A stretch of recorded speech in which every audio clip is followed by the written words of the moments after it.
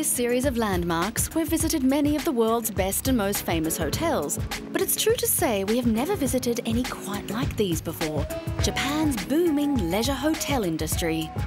Leisure hotel is essentially just a hotel like any other, but it rents out its rooms in a flexible, short-term time unit.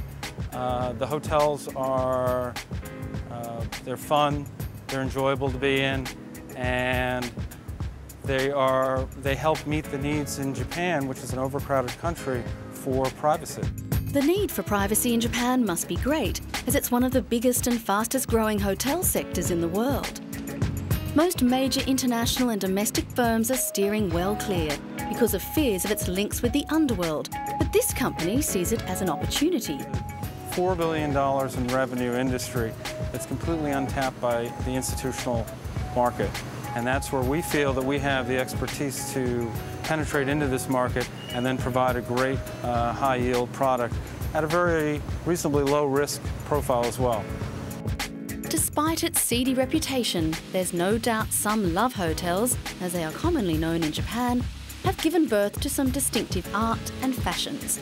Not everyone likes it, but there must be some attraction. Regular Japanese hotels have a 70% occupancy rate, while, for example, the Chapel Coconuts in Fukuoka, southern Japan, averages an amazing 260%. It is a theme park hotel which attracts local tourists who come from across the southern island of Kyushu. Some tenants are Japanese, curious about these hotels designed specifically to lure people from the bedroom at home. Almost all rooms are fitted with karaoke machines and televisions. Some have chandeliers. But most of the customers using Japan's 17,000 love hotels are between 20 and 27 years old, many of whom continue to live with their parents because of high rents.